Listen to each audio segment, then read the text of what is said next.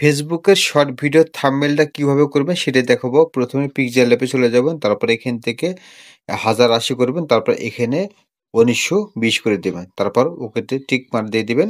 এরপর এখানে ডিলিট লেখাতে ক্লিক করে দিবেন, তারপর প্লাস আইকনে ক্লিক করবেন, প্লাস ফ্রম গ্যালারিতে ক্লিক করবেন। ক্লিক করার পর এখান থেকে আপনি ফোনের যে গ্যালারি আছে সেখান থেকে আপনি ছবিটা নিয়ে নেবেন।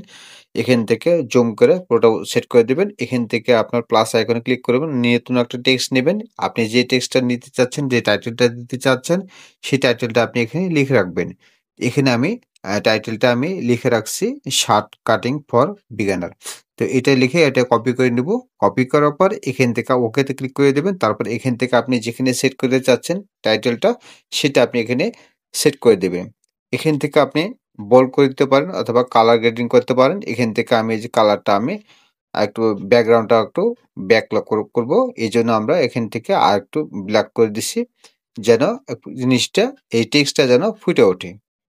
তো দেখুন এখান থেকে আমি পুরোটাই কভার করে নিয়েছি। এরপর এখান থেকে আপনি চাইলে আপনি এটাকে আরো একটু বড় ফন্ট করতে পারেন। সেটা করার জন্য এইভাবে আপনারা টেক্সটটাকে নিচে নামায় দিবেন। নেওয়ার পর এটা কম বেশি করে নিতে পারবেন এখান থেকে। এখান থেকে আপনি টেক্সটটা সুন্দর করে বসায় দেবেন এখানে। তো এখানে আমি কম বেশি করে দেখছি কি কোথায় জিনিসটা বসালে বেশি ভালো দেখায়, সেই জিনিসটা আমি এখানে করে নিচ্ছি।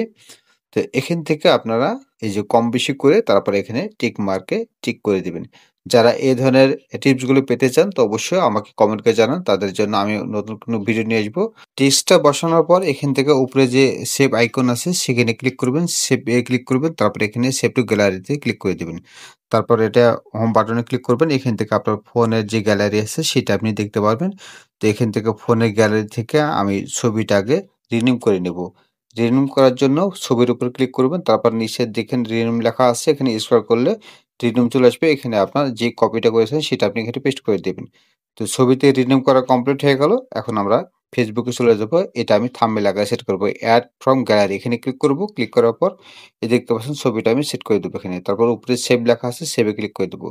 এখন এটাকে আপনি চাইলে পাবলিশ করে দিতে পারেন। তো এইভাবে খুব সহজে আপনারা ভিডিওর থাম্বনেলগুলো সেট করে নিতে পারবেন। ধন্যবাদ সবাইকে সাথে থাকার জন্য।